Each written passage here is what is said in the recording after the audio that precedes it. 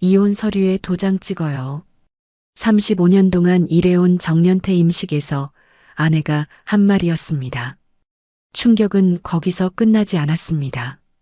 며칠 후 아내의 서랍에서 발견한 비밀 통장, 그 명의는 놀랍게도 저희 친형이었습니다. 아내가 숨겨온 진실은 무엇일까요? 박정수 씨는 오늘로써 35년간의 공직 생활을 마무리했습니다. 시청 복도의 오래된 바닥을 걸으며 동료들과 나누는 마지막 인사들, 책상 서랍을 정리하며 떠오르는 지난 세월의 기억들이 가슴 한편을 뭉클하게 만들었습니다.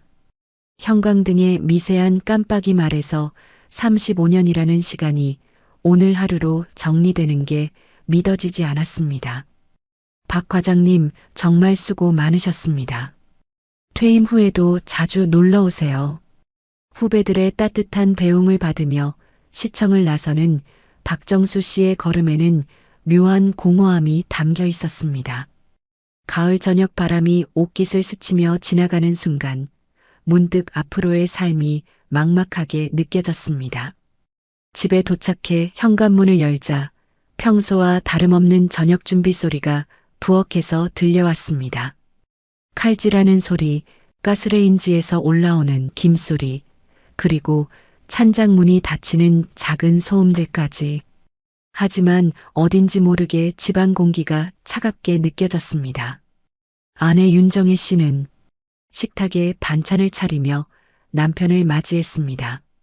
하지만 그 표정에는 평소보다 더 깊은 피로가 서려 있었습니다. 고생했어요.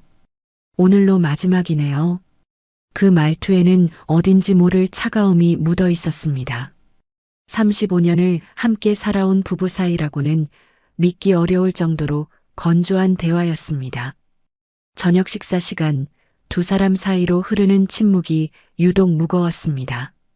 젓가락이 그릇에 부딪히는 소리, 국물을 마시는 소리만이 거실을 메우고 있었습니다.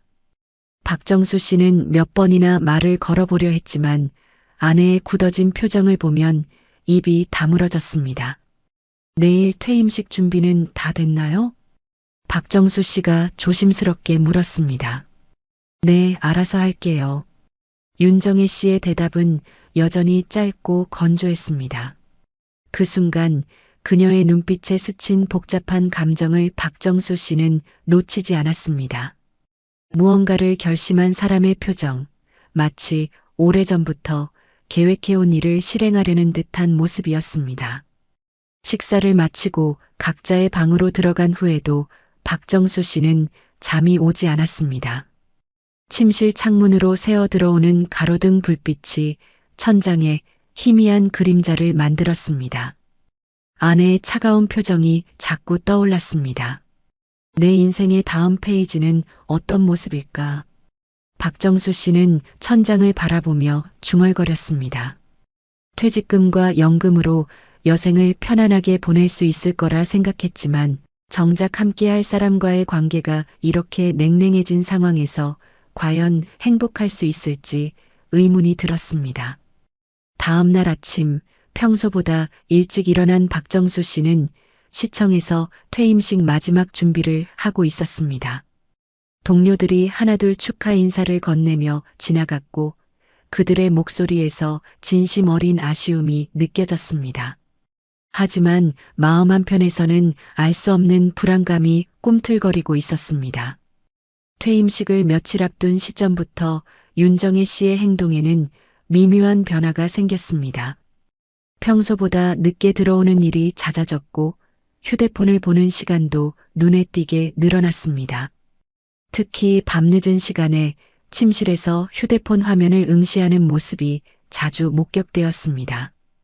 어느 날 밤 박정수 씨가 잠결에 눈을 뜨자 침대 옆에서 파란 화면의 불빛을 받으며 무언가를 타이핑하는 아내의 모습이 보였습니다.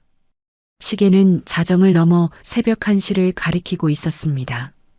깊은 침묵 속에서 키보드를 두드리는 작은 소리만이 방 안을 채우고 있었습니다. 여보, 안 자고 뭐해? 박정수 씨가 조심스럽게 물었지만 윤정혜 씨는 화들짝 놀라며 휴대폰을 급히 치웠습니다. 아무것도 아니야. 잠깐 볼 일이 있어서. 그 당황한 모습이 오히려 더 의심스러웠습니다. 평소 같았으면 자연스럽게 설명했을 텐데 오늘은 왜 이렇게 숨기려 하는 걸까요? 다음 날부터 윤정혜 씨의 외출이 더욱 잦아졌습니다. 잠깐 마트에 다녀올게요. 친구 만나고 올게요라며 집을 나서는 일이 늘어났습니다. 평소 집에만 있기를 좋아하던 아내의 변화된 모습에 박정수 씨는 당황했습니다. 어디가? 친구들과 차 한잔하러. 윤정혜 씨의 대답은 간단했지만 그 표정에서는 무언가를 숨기고 있다는 느낌이 들었습니다. 특히 외출할 때의 차림새가 평소와 달라진 것도 박정수 씨의 의구심을 더했습니다. 평상복이 아닌 조금 더 신경 쓴 옷차림, 그리고 향수까지 뿌리고 나가는 모습이 낯설었습니다. 저녁 식사 시간에도 두 사람 사이의 대화는 점점 줄어들었습니다. 박정수 씨가 퇴임 후 계획에 대해 이야기하려 해도 윤정혜 씨는 시큰둥한 반응만 보였습니다. 퇴직하면 여행도 가고 그동안 못했던 일들 해봅시다. 그런 것보다 각자 할 일 찾는 게 나을 것 같아. 그 말에 박정수 씨는 깜짝 놀랐습니다. 각자 할 일을 찾자니 마치 함께할 계획은 없다는 뜻으로 들렸습니다. 35년을 함께 산 부부가 이제 와서 각자의 길을 간다는 게 무슨 뜻인지 이해할 수 없었습니다. 며칠이 지날수록 윤정혜 씨의 행동은 더욱 수상해졌습니다. 전화 통화를 할 때는 다른 방으로 가서 문을 닫고 하는 일이 잦아졌고 가끔 멍하니 창밖을 바라보며 무언가 깊은 생각에 잠기는 모습도 자주 보였습니다. 그럴 때마다 그녀의 얼굴에는 결심한 사람만이 지을 수 있는 단단한 표정이 스쳤습니다. 설마, 아니겠지. 박정수 씨는 머릿속에서 맴도는 불길한 예감을 떨쳐내려 했습니다. 35년을 함께 산 아내를 의심한다는 것 자체가 말이 안 된다고 스스로를 달랬습니다. 하지만 그 예감은 점점 현실이 되어가고 있었습니다. 거실의 벽시계가 똑딱거리는 소리만이 고요한 집안을 채우고 있었습니다. 평온해 보이던 가정은 조용히 흔들리고 있었던 겁니다. 박정수 씨는 몰랐습니다. 내일 있을 퇴임식이 자신의 인생을 완전히 바꾸는 날이 될 거라는 것을 말입니다. 그날 밤 박정수 씨는 오랜만에 아내와 진솔한 대화를 나누고 싶다는 생각이 들었습니다. 그는 거실에서 혼자 내일을 기대하며 밤을 보냈습니다. 모르고 있었습니다. 아내가 이미 모든 것을 결정해 놓았다는 사실을 말입니다. 정년퇴 임식 날이 밝았습니다. 시청 대강당에는 시장님을 비롯해 35년간 함께 일했던 동료들이 모두 참석해 따뜻한 축하 분위기를 만들어주고 있었습니다. 강당 안은 형광등의 밝은 조명과 축하용 화분들로 장식되어 있었고 사람들의 웃음소리와 박수소리가 어우러져 축제 같은 분위기를 연출하고 있었습니다. 35년간 성실하게 근무하신 박정수 과장님께 뜨거운 박수를 보내주시기 바랍니다. 사회자의 멘트와 함께 강당 안에 우렁찬 박수 소리가 울려 퍼졌습니다.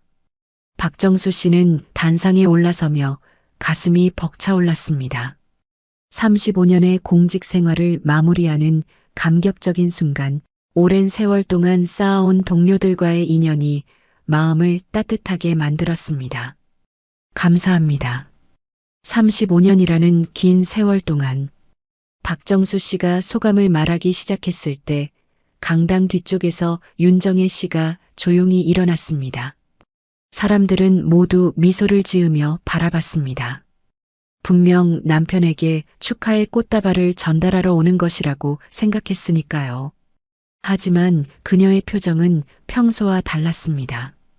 윤정혜 씨의 얼굴에는 단호하면서도 차가운 결의가 담겨 있었습니다. 그녀의 손에는 꽃다발 대신 하얀 봉투가 들려 있었습니다. 강당 안을 가로질러 단상으로 걸어가는 그녀의 발걸음에는 흔들림이 없었습니다. 여보 박정수 씨가 당황하며 아내를 바라봤을 때 윤정혜 씨는 단상까지 올라와 그 봉투를 남편 앞에 내밀었습니다. 우리 이제 이혼해요. 그 한마디와 함께 박정수 씨의 손에 쥐어진 것은 꽃다발이 아닌 이혼 서류였습니다. 순간 강당 안의 시간이 멈춘 듯 했습니다. 박수 소리는 뚝 끊겼고 사람들의 얼굴에는 당황과 충격이 번졌습니다. 박정수 씨는 손에 쥔 이혼 서류를 바라보며 현실을 받아들이지 못하겠다는 표정을 지었습니다. 35년 결혼 생활의 마침표가 자신의 가장 영광스러운 순간에 찍히다니 믿을 수 없는 일이었습니다. 이게 뭐야? 박정수 씨의 목소리는 떨리고 있었습니다.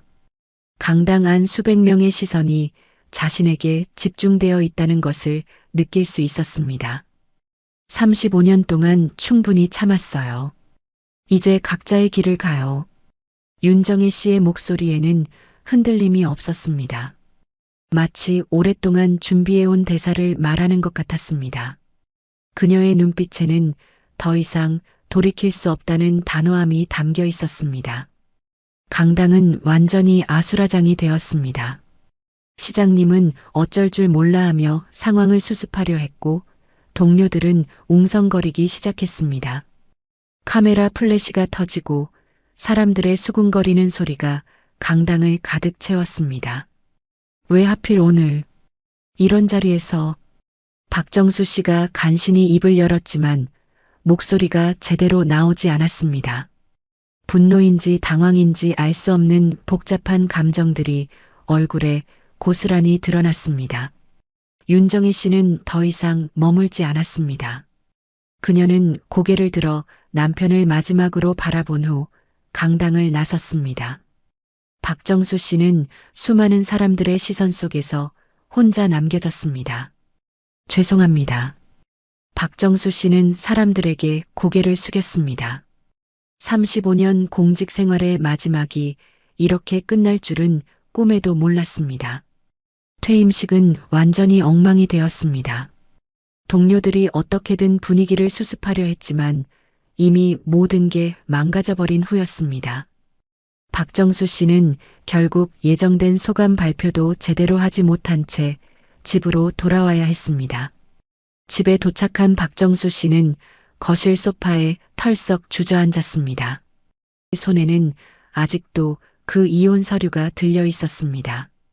종이의 바스락거리는 소리가 고요한 집안에 유독 크게 들렸습니다. 현실감이 느껴지지 않았습니다. 이 모든 일이 악몽이길 바랐습니다. 술이나 한잔해야겠다. 평소에 거의 마시지 않던 소주를 꺼내 혼자 마시기 시작한 박정수 씨는 서서히 과거를 되짚기 시작했습니다. 결혼 생활 35년 동안 정말 아무 문제가 없었을까요? 오래된 앨범을 꺼내 펼쳐보니 신혼 시절의 밝은 표정들이 눈에 들어왔습니다. 두 아이가 어렸을 때의 행복했던 모습들, 가족여행을 갔을 때의 웃음 가득한 사진들. 하지만 앨범을 넘겨갈수록 점점 사라져가는 웃음들이 보였습니다. 언제부터였을까요?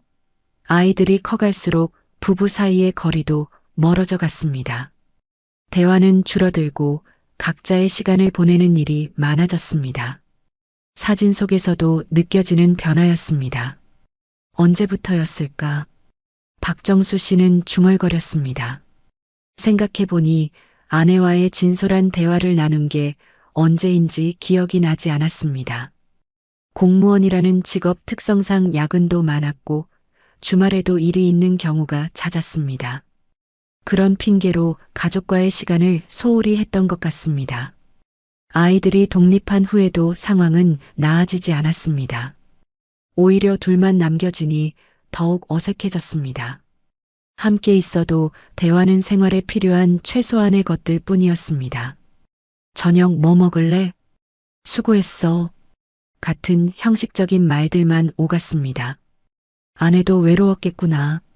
처음으로 아내의 입장에서 생각해보니 마음이 아팠습니다. 남편은 일에만 매달리고 아이들은 독립해서 떠나가고 혼자 남겨진 아내의 심정이 어땠을까요? 그때 현관문이 열리는 소리가 들렸습니다. 윤정혜 씨가 돌아온 것입니다. 하지만 두 사람은 서로 눈을 마주치지 않았습니다. 윤정혜 씨는 말없이 부엌으로 가서 설거지를 시작했습니다. 찬물이 흐르는 소리와 그릇이 부딪히는 소리만이 집안의 정적을 깨뜨렸습니다. 그 뒷모습에서 박정수 씨는 오랫동안 쌓인 피로와 슬픔을 읽을 수 있었습니다. 굽은 어깨, 느려진 동작, 그리고 창밖을 바라보는 그녀의 시선에서 깊은 외로움이 느껴졌습니다. 여보, 우리 얘기 좀 해요. 박정수 씨가 조심스럽게 말을 걸었지만 윤정혜 씨의 대답은 냉정했습니다. 할 얘기는 다 끝났어요. 서류에 사인만 해. 그 말에 박정수 씨의 가슴이 철렁 내려앉았습니다. 정말로 35년의 세월이 한순간에 무너지고 있었습니다. 하지만 그는 포기할 수 없었습니다. 도대체 왜 그래? 무슨 일이 있었던 거야? 박정수 씨의 목소리에는 절박함이 담겨 있었습니다. 윤정혜 씨는 여전히 등을 돌린 채 대답하지 않았습니다. 며칠이 지났지만 상황은 전혀 나아지지 않았습니다. 윤정혜 씨는 여전히 냉담했고 박정수 씨는 그 이유를 알 수 없어 답답했습니다. 집안 분위기는 마치 얼음장처럼 차갑게 얼어붙어 있었습니다. 그날 밤 박정수 씨는 잠이 오지 않아 집안을 돌아다니고 있었습니다. 화장실을 다녀오는 길에 아내 방 앞을 지나게 되었는데 문틈으로 새어나오는 불빛에 이끌려 안을 들여다보았습니다. 윤정혜 씨는 깊이 잠들어 있었습니다. 평소 같았으면 그냥 지나쳤을 텐데 오늘은 왠지 모르게 방 안을 자세히 보게 되었습니다. 35년을 함께 살면서도 한 번도 열어본 적 없는 아내만의 공간, 화장대 위에 놓인 서랍들이 눈에 들어왔습니다. 박정수 씨는 조심스럽게 방으로 들어가 서랍을 열어보았습니다. 첫 번째 서랍에는 화장품들이, 두 번째 서랍에는 액세서리들이 정리되어 있었습니다. 모든 것이 깔끔하게 정돈되어 있는 모습에서 아내의 꼼꼼한 성격이 느껴졌습니다. 하지만 세 번째 서랍을 열었을 때 예상치 못한 것을 발견했습니다. 거기에는 자신이 전혀 모르는 통장이 하나 숨겨져 있었던 것입니다. 통장 표지의 플라스틱 냄새와 함께 이상한 긴장감이 박정수 씨를 엄습했습니다. 통장을 조심스럽게 꺼내 펼쳐본 박정수 씨의 눈이 휘둥그레졌습니다. 통장에 찍힌 명의를 보고 더욱 놀랐습니다. 그 이름은 자신이 아닌 박현수 마이너스 바로 친형의 이름이었습니다. 왜 형 이름으로? 통장 내역을 자세히 살펴보니 더욱 충격적인 사실이 드러났습니다. 매달 일정 금액이 입금되어 있었고 그 입금자는 다름 아닌 윤정이었습니다. 잔고는 상당한 금액이었습니다. 수천만 원에 이르는 돈이 차곡차곡 쌓여 있었습니다. 아내가 언제부터 왜 이런 통장을 만들어 놓았을까요? 그리고 왜 하필 형 이름으로? 박정수 씨의 머릿속은 복잡해졌습니다. 아내와 형 사이에 무슨 일이 있었던 걸까요? 혹시 둘 사이에 부적절한 관계라도 있었던 걸까요? 온갖 상상들이 머릿속을 어지럽혔습니다. 분노와 배신감이 동시에 밀려왔습니다. 35년을 함께 산 아내, 그리고 평생 믿고 따랐던 형. 자신이 가장 신뢰했던 두 사람이 자신을 속이고 있었다는 생각에 세상이 무너지는 것 같았습니다. 박정수 씨는 통장을 다시 서랍에 넣고 방을 나왔습니다. 하지만 잠은 더욱 오지 않았습니다. 머릿속에서는 온갖 상상들이 꼬리에 꼬리를 물며 이어졌습니다. 내가 믿었던 사람들, 다 나를 속이고 있었나? 그 생각에 박정수 씨는 더욱 절망스러워졌습니다. 35년 동안 자신이 얼마나 무지했는지, 얼마나 둔감했는지 깨닫는 순간이었습니다. 과연 진실은 무엇일까요?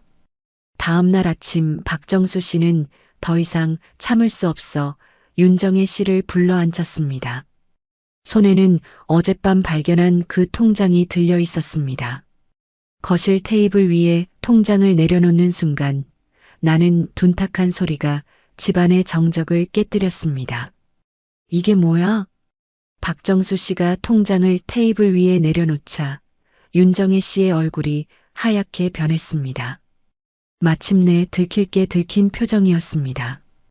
그녀의 입술이 파르르 떨리고 있었습니다. 그걸 어떻게 형 이름으로 된 통장이 당신 서랍에 있다니 이게 말이 돼? 박정수 씨의 목소리는 떨리고 있었습니다. 분노와 상처가 뒤섞인 복잡한 감정이 얼굴에 고스란히 드러났습니다. 35년 동안 쌓아온 신뢰가 한순간에 무너지는 느낌이었습니다. 윤정혜 씨는 한동안 아무 말도 하지 못했습니다. 그러다 갑자기 눈물을 터뜨렸습니다. 오랫동안 참아왔던 감정들이 한꺼번에 쏟아져 나오는 것 같았습니다. 당신을 배신한 게 아니에요. 그 말과 함께 윤정혜 씨는 오열을 터뜨렸습니다. 35년 동안 혼자 감춰왔던 비밀이 마침내 세상에 나오는 순간이었습니다. 그럼 이게 뭔데? 형과 당신 사이에 무슨 일이 있었던 거예요? 박정수 씨가 다그쳤지만 윤정혜 씨는 계속 울기만 했습니다. 거실에서 이어진 대화는 밤늦게까지 계속되었습니다. 윤정혜 씨는 처음에는 말을 하지 않으려 했지만 결국 진실을 털어놓기 시작했습니다. 당신 퇴직금 지키고 싶었어요. 윤정혜 씨의 고백은 예상과는 전혀 달랐습니다. 형과 부적절한 관계가 있었던 게 아니라 오히려 박정수 씨를 위한 선택이었다는 것입니다. 무슨 소리야? 몇 년 전부터 당신 퇴직금에 문제가 생길 수 있다는 얘기를 들었어. 혹시 모를 상황에 대비해서 미리 돈을 빼둔 거예요. 윤정혜 씨의 설명에 따르면 시청 내부에서 퇴직금 관련해 문제가 생길 수 있다는 소문이 돌았다고 했습니다. 만약을 위해 매달 조금씩 돈을 모아뒀다는 것이었습니다. 그런데 왜 형 이름으로? 당신 명의로 하면 들킬까 봐서 형님께 부탁했어요. 진실을 알게 된 박정수 씨는 복잡한 심정이었습니다. 아내를 의심했던 자신이 부끄러웠지만 동시에 왜 혼자서만 이런 걱정을 했는지 서운했습니다. 그럼 왜 나한테 말 안 했어요? 왜 혼자서만? 당신 걱정시키기 싫어서요. 혹시 아무 일 없으면 그냥 노후 자금으로 쓰려고 했어요. 윤정혜 씨의 말에 박정수 씨는 할 말을 잃었습니다. 자신을 배신한 게 아니라 오히려 자신을 위한 선택이었다니. 하지만 여전히 가장 큰 의문은 남아 있었습니다. 그럼 이혼은 왜 그런 자리에서? 그 질문에 윤정혜 씨는 다시 눈물을 흘렸습니다. 통장의 비밀을 털어놨지만 정작 이혼을 결심한 진짜 이유는 따로 있었던 것입니다. 이혼은 왜 그런 자리에서? 박정수 씨의 질문에 윤정혜 씨는 더욱 깊은 눈물을 흘렸습니다. 통장의 비밀을 털어놨지만 정작 이혼을 결심한 진짜 이유는 따로 있었던 것입니다. 거실의 형광등 불빛 아래서 두 사람의 그림자가 길게 늘어져 있었습니다. 당신이 나를 사랑한 적 있어? 윤정혜 씨의 질문에 박정수 씨는 당황했습니다. 갑자기 사랑 이야기가 왜 나오는지 이해할 수 없었습니다. 지금 와서 사랑을 묻다니. 무슨 소리야? 35년을 함께 살았는데. 함께 산 것과 사랑하는 건 다르잖아요. 거실에 마주 앉은 두 사람 사이로 쌓인 감정들이 폭발하기 시작했습니다. 지금까지 한 번도 나누지 못했던 진심이 터져 나오는 순간이었습니다. 나는 35년 동안 당신 곁에 있었지만 정작 당신은 나를 한 번도 제대로 본 적이 없었어요. 윤정혜 씨의 목소리에는 오랫동안 억눌러온 서운함과 외로움이 가득했습니다. 그녀의 눈에서 흘러내리는 눈물이 뺨을 타고 흘러 옷깃을 적셨습니다. 일에만 매달리고 아이들만 신경 쓰고 나는 그냥 집을 돌보는 사람, 그 이상도 이하도 아니었어요. 박정수 씨는 아무 말도 할 수 없었습니다. 아내의 말이 틀렸다고 반박할 수 없었기 때문입니다. 정말로 자신은 아내를 아내가 아닌 그저 함께 사는 사람으로만 여겨왔던 걸까요? 언제부터인가? 우리는 부부가 아니라 그냥 함께 사는 남남이 되어버렸어요. 대화도 없고 관심도 없고 나도 몰랐어요. 박정수 씨가 간신히 입을 열었습니다. 목소리가 쉬어 있었습니다. 나도 외로웠어요. 하지만 어떻게 표현해야 할지 몰랐어요. 그럼 이제라도 말해봐요. 나를 사랑하나요? 윤정희 씨의 직설적인 질문에 박정수 씨는 말문이 막혔습니다. 사랑이라는 단어가 입에서 쉽게 나오지 않았습니다. 하지만 지금 아내를 잃을 수도 있다는 생각에 가슴이 아팠습니다. 그제야 깨달았습니다. 자신에게 이 여자가 얼마나 소중한 존재인지를 말입니다. 사랑해요. 마침내 나온 그 한마디에 윤정혜 씨는 더욱 눈물을 흘렸습니다. 35년 만에 처음 듣는 말이에요. 미안해요. 정말 미안해요. 박정수 씨도 눈시울이 붉어졌습니다. 자신이 얼마나 둔감했는지, 아내가 얼마나 외로웠을지 이제야 깨달았습니다. 왜 나한테 한마디도 말 안 했어? 박정수 씨의 목소리가 떨렸습니다. 당신이 평생 흘린 땀을 지키고 싶었어요. 나를 원망해도 돼요. 하지만 버리지 말아줘요. 윤정혜 씨의 간절한 목소리에 박정수 씨의 마음이 무너졌습니다. 지금까지 자신만 생각하며 살아왔다는 것이 부끄러웠습니다. 많은 것을 혼자 감당해 왔는지 이제야 알 것 같았습니다. 두 사람은 서서히 서로의 마음을 이해하기 시작했습니다. 오해의 벽이 조금씩 무너지면서 35년 만에 처음으로 진정한 부부가 되어가고 있었습니다. 하지만 완벽한 화해는 아직 요원했습니다. 너무 오랫동안 쌓인 상처들이 하루아침에 치유되기는 어려웠기 때문입니다. 그날 밤의 대화 이후 두 사람의 관계는 조금씩 변화하기 시작했습니다. 완전히 예전으로 돌아간 것은 아니었지만 서로를 이해하려는 노력을 하게 되었습니다. 아침 식사를 함께하고 저녁에는 차를 마시며 하루 있었던 일들을 나누기 시작했습니다. 며칠이 지난 어느 날 박정수 씨는 윤정혜 씨가 외출한 사이 집안 정리를 하다가 아내의 서랍에서 또 다른 것을 발견했습니다. 이번에는 통장이 아닌 편지 한 통이었습니다. 편지 봉투에는 여보에게라고 적혀 있었습니다. 박정수 씨는 조심스럽게 편지를 펼쳐 읽기 시작했습니다. 그것은 아내가 자신에게 쓴 편지였습니다. 편지지에서 나는 은은한 향기와 함께 아내의 정성스러운 글씨가 눈에 들어왔습니다. 여보에게 이 편지를 당신이 읽고 있다는 것은 아마도 우리가 헤어지기로 했다는 뜻이겠죠. 미안해요. 정말 미안해요. 35년 동안 당신 곁에 있으면서도 제대로 된 아내가 되지 못해서 미안하고 마지막에 이런 식으로 이별을 고하게 되어 더욱 미안해요. 사실 저도 당신을 많이 사랑했어요. 그 사랑을 표현하는 방법을 몰랐어요.